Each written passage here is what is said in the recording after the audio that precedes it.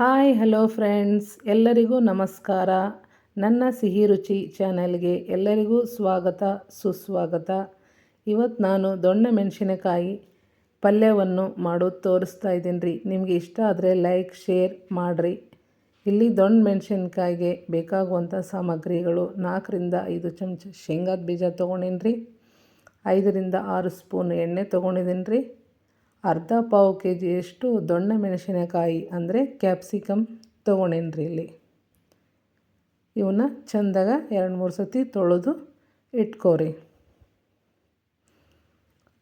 ಪಲ್ಯ ಮಾಡುವಕ್ಕೆ ಬೇಕಾಗುವಂಥ ಸಾಮಗ್ರಿಗಳು: ಇಲ್ಲಿ 1 ಚಮಚ ಜೀರಿಗೆ ಸಾಸಿವೆ ಒಗ್ಗರಣೆಗೆ ತೊಗೊಂಡೇನಿ ರೀ, 1 ಚಮಚ ಅರಿಶಿನ ತೊಗೊಂಡೇನಿ ರೀ, 2 ಚಮಚ ಕಡಲೆಬೇಳೆ ತೊಗೊಂಡೇನಿ ರೀ, ರುಚಿಗೆ ತಕ್ಕಷ್ಟು ಉಪ್ಪು, 1 ಹಿಡಿಯಷ್ಟು ಕೊತ್ತಂಬರಿ ತೊಳೆದು ಇಟ್ಕೋಬೇಕ್ರಿ, 1 ಮೀಡಿಯಮ್ ಸೈಜ್ದು ಟೊಮೆಟೊ, ಬೇಕಂದ್ರೆ ಹುಣಸೆಹಣ್ಣು ರಸ ಹಾಕೋಬೋದು ರೀ, 1 ಮೀಡಿಯಮ್ ಸೈಜಷ್ಟು ಈರುಳ್ಳಿ, 1 ಚಮಚ ಅವೀಜ ಪುಡಿ, 4ರಿಂದ 7 ಎಸಳು ಬೆಳ್ಳುಳ್ಳಿ.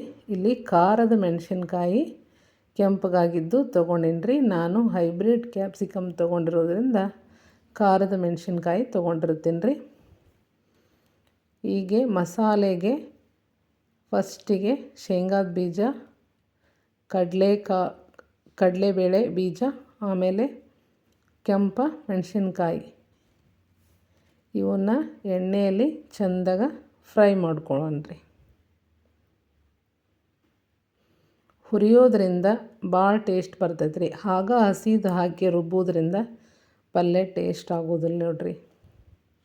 ನಿಮಗೆ ಬೇಕಂದ್ರೆ ಡ್ರೈ ಆಗಿ ಹುರ್ಕೋರಿ, ಇಲ್ಲ ಎಣ್ಣೆ ಹಾಕಿ ಆದರೂ ಹುರ್ಕೋರಿ. ನಾನು ಇಲ್ಲಿ 1-2 ಟೇಬಲ್ ಸ್ಪೂನ್ ಎಣ್ಣೆ ಹಾಕಿ ಫ್ರೈ ಮಾಡ್ಕೊತೀನಿ ನೋಡ್ರಿ. ಇದು ಸ್ವಲ್ಪ ಅರ್ಧ ಫ್ರೈ ಆಗಿಂದ ಕೊನೆಗೆ ಟೊಮೆಟೊ ಹಾಕ್ಕೊತೀನಿ ರೀ. ಟೊಮೆಟೊ ಬೇಗ ಎಣ್ಣೆಯಲ್ಲೇ ಮೆತ್ತಗಾಗುತ್ತೆ ನೋಡ್ರಿ, ಅದಕ್ಕೆ ಕೊನೆಗೆ ಹಾಕ್ಕೊಂಡು ಫ್ರೈ ಮಾಡ್ಕೊರಿ. ಇದು ಸ್ವಲ್ಪ ತಣ್ಣಗಾಗಲಿ ರೀ, ಮುಚ್ಚಿ ಇಟ್ಕೊಳ್ಳೋಣ ರೀ. ಈ ಕಡೆ ದೊಣ್ಣೆ ಮೆಣಸಿನ್ಕಾಯಿನ ಹುರ್ಕೊಳ್ಳೋಣ ರೀ, ಚೆಂದಾಗ ಹುರ್ಕೊಳ್ಳೋಣ ರೀ. ಜಾಸ್ತಿ ನೀರು ಹಾಕೋದು ಬೇಡ ಇದಕ್ಕೆ ಪಲ್ಯಕ್ಕೆ. ಅದಕ್ಕೆ ಎಣ್ಣೆಗನ ಚೆಂದಾಗ ಮೆತ್ತಗಾಗುವಂಗೆ ಇದನ್ನು ಫ್ರೈ ಮಾಡ್ಕೊಳ್ಳೋಣ ರೀ.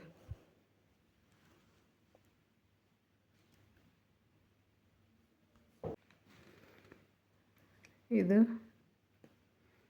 ಸ್ವಲ್ಪ ಚಮಚಲ್ಲೇ ಕೈ ಆಡಿಸ್ಕೊತಾ ಇರೋಣ ರೀ. ಇದನ್ನು ಒಂದು 5 ನಿಮಿಷ ಲೀಡ್ ಕ್ಲೋಸ್ ಮಾಡಿ ಇಡೋಣ ರೀ. ಈಗ ನಾವೇನು ಮಸಾಲೆಗೆ ಅಂತ ಹುರ್ಕೊಂಡಿದ್ವಲ್ಲ ರೀ, ಕಡಲೆಬೇಳೆ, ಶೇಂಗಾ, ಮೆಣಸಿನ್ಕಾಯಿ, ಟೊಮೆಟೊ, ಅದನ್ನೆಲ್ಲ ರುಬ್ಬಿ ಮಿಕ್ಸಿ ಜಾರ್ನಲ್ಲಿ ಇಟ್ಕೊಳ್ಳೋಣ ರೀ. ಅದರಲ್ಲೇ ನಾನು ಬೆಳ್ಳುಳ್ಳಿ ಹೆಸಳನ್ನು ಹಾಕಿ ಮಿಕ್ಸಿ ಮಾಡಿ ಇಟ್ಕೊತೀನಿ ರೀ. ಭಾಳ ಸಣ್ಣಕ್ಕೆ ರುಬ್ಕೋಬೇಡ್ರಿ, ಸ್ವಲ್ಪ ತರಿಯಾಗಿ ಇರಬೇಕು ನೋಡ್ರಿ. ಈ ರೀತಿ ರುಬ್ಕೋರಿ. ಈಗ ದೊಣ್ಣೆ ಮೆಣಸಿನ್ಕಾಯಿ ಚೆಂದಾಗಿ ಫ್ರೈ ಆಗ್ಯಾವ ನೋಡ್ರಿ. ಈ ರೀತಿ ಮೆತ್ತಗಾಗುವಂಗೆ ಹುರ್ಕೋರಿ. ಈ ರೀತಿ ಹುರ್ಕೊಳ್ಳೋದ್ರಿಂದ ಜಾಸ್ತಿ ನೀರು ಹಾಕಿ ಕುದಿಸುವಂಥ ಅವಶ್ಯಕತೆ ಇರುವುದಿಲ್ಲ ನೋಡ್ರಿ. 4ರಿಂದ 5 ಸ್ಪೂನ್ ಹಾಕಿ ಎಣ್ಣೆಯಲ್ಲೇ ಚೆಂದಾಗ ಫ್ರೈ ಮಾಡ್ಕೊರಿ. ಈ ರೀತಿ ಹುರ್ಕೋರಿ.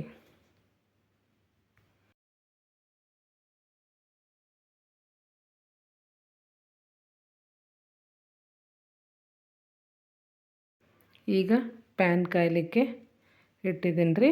ನಾ ಏನು ಹುರ್ಕೊಂಡೆಲ್ಲ ಅದ ಪ್ಯಾನ್ನಾಗನ ಪಲ್ಯ ಮಾಡಿ ತೋರಿಸ್ತೀನಿ ನೋಡ್ರಿ. 4ರಿಂದ 5 ಸ್ಪೂನ್ ಎಣ್ಣೆ ಹಾಕ್ಕೊಂಡೀನಿ ರೀ. ಅದಕ್ಕಾದ ಮೇಲೆ ಜೀರಿಗೆ ಸಾಸಿವೆ, 1 ಚಮಚ ಜೀರಿಗೆ ಸಾಸಿವೆ ಮಿಕ್ಸ್ ಮಾಡಿ ಇಟ್ಕೊಂಡಿರ್ತೀನಿ ರೀ ನಮ್ಮ ಮನ್ಯಾಗ. ಅದನ್ನು 1 ಚಮಚ ಹಾಕ್ಕೊಂಡೀನಿ ರೀ. ಆಮೇಲೆ ಕರಿಬೇವು ಹಾಕ್ಕೊಳ್ರಿ. ಆಮೇಲೆ ಮೀಡಿಯಮ್ ಸೈಜ್ದು ಈರುಳ್ಳಿ ಹಾಕ್ಕೋರಿ. ಕಾಮನ್ನಾಗಿ ಅದು ಬಣ್ಣ ಚೇಂಜ್ ಆಗೋ ಮಟ್ಟ ಎಣ್ಣೆಗೆ ಫ್ರೈ ಮಾಡ್ಕೊರಿ. ಸ್ವಲ್ಪ 1-2 ನಿಮಿಷ ಕ್ಲೋಸ್ ಮಾಡಿ ಇಟ್ಕೊಂಡ್ರೆ ಲಘು ಈರುಳ್ಳಿ ಬ್ರೌನ್ ಕಲರ್ ಆಗುತ್ತೆ ನೋಡ್ರಿ. ಈ ರೀತಿ ಆಗಿಂದ ನಾವು ಮಿಕ್ಸಿ ಮಾಡಿ ಇಟ್ಕೊಂಡಿರುವಂಥ ಮಿಶ್ರಣವನ್ನು ಅದ್ರಾಗ ಹಾಕ್ಕೊಳ್ಳೋಣ್ರಿ. ಇದ್ರಾಗ ಜಾಸ್ತಿ ಫ್ರೈ ಮಾಡೋ ಅವಶ್ಯಕತೆ ಇಲ್ಲ, ಯಾಕಂದರೆ ಎಲ್ಲ ನಾನು ಎಣ್ಣೆ ಹಾಕ್ಕೊಂಡು ಹುರ್ಕೊಂಡಿರೋದ್ರಿಂದ ಅದನ್ನು ಸ್ವಲ್ಪ ಅದರಲ್ಲಿ ಈರುಳ್ಳಿ ಜೊತೆ ಹೊಂದ್ಕೊಳ್ಳೋ ಮಟನು ಸ್ವಲ್ಪ ಫ್ರೈ ಮಾಡ್ಕೊರಿ.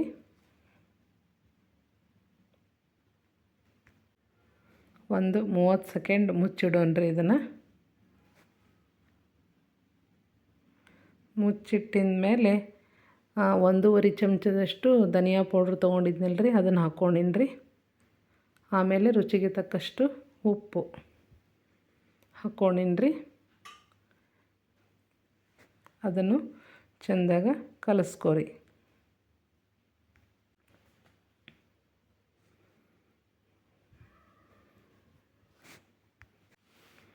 ಕೊನೆಗೆ ಮೆಣಸಿನ್ಕಾಯಿ ಹುರಿದಿಟ್ಟ ಮೆಣಸಿನ್ಕಾಯನ್ನು ಆ ಮಸಾಲೆಗೆ ಸೇರಿಸ್ಕೊಳ್ಳೋಣ್ರಿ.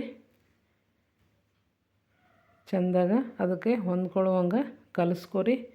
ನಾ ಏನಿಲ್ಲ ಮಿಕ್ಸಿ ಜಾರ್ನ್ಯಾಗ ಮಸಾಲೆ ಇಟ್ಕೊಂಡಿನಲ್ರಿ, ಅದು ತಳದಾಗ ಹತ್ತಿರ್ತೈತಲ್ಲ ಅದರಷ್ಟು ನೀರು ಹಾಕ್ತೀನಿ ರೀ. ಮೇಲೆ ಹೆಚ್ಚಿನ ನೀರು ಹಾಕೋದಿಲ್ಲ ರೀ. ಇಷ್ಟು ನೀರು ಹಾಕಿ ಇದನ್ನು ಲೀಡ್ ಕ್ಲೋಸ್ ಮಾಡಿ ಒಂದು 5 ನಿಮಿಷ ಅಷ್ಟೇ ಬೇಯಿಸ್ಕೊಳ್ಳೋಣ್ರಿ ನಾವು. ಈಗ ಒಂದು 5 ನಿಮಿಷ ಲೀಡ್ ಕ್ಲೋಸ್ ಮಾಡಿ ಅದನ್ನು ಬೇಯಿಸ್ಕೊಳ್ಳೋಣ್ರಿ. ಮಸಾಲೆ ಜೊತೆ ಮೆಣಸಿನ್ಕಾಯಿ ಚೆಂದಾಗ ಹೊಂದ್ಕೋಬೇಕು ನೋಡಿರಿ.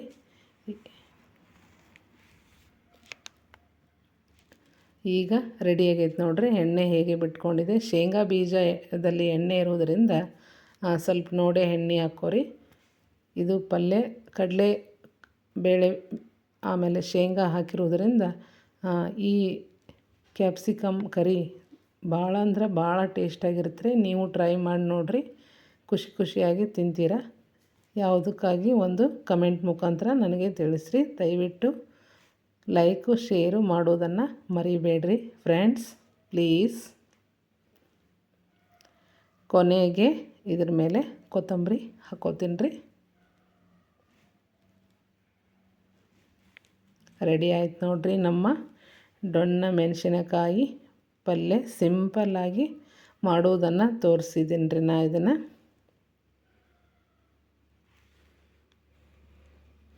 ನಿಮ್ಗೆ ಇಷ್ಟ ಆದ್ರೆ ಲೈಕ್ ಮಾಡೋದನ್ನು ಮರಿಬೇಡ್ರಿ. ಸಬ್ಸ್ಕ್ರೈಬ್ಗೆ ನೆಟ್ ಹೋಗೋದಿಲ್ಲ ರೀ, ಅದು ಫ್ರೀ ಇರ್ತದೆ. ಸಬ್ಸ್ಕ್ರೈಬ್ ಮಾಡೋದನ್ನು ಮರಿಬೇಡ್ರಿ. ನೋಡಿರಿ ಈ ರೀತಿ ಕ್ಯಾಪ್ಸಿಕಮ್ ಕರಿ ರೆಡಿ ಆಗ್ಯದ ನೋಡಿರಿ. ಚಪಾತಿ ಜೊತೆ, ರೊಟ್ಟಿ ಜೊತೆ, ಅಕ್ಕಿ ರೊಟ್ಟಿ ಜೊತೆ, ರಾಗಿ ರೊಟ್ಟಿ ಜೊತೆ ತಿನ್ನಲಿಕ್ಕೆ ಭಾಳ ರುಚಿ ಕೊಡ್ತದೆ ನೋಡಿರಿ.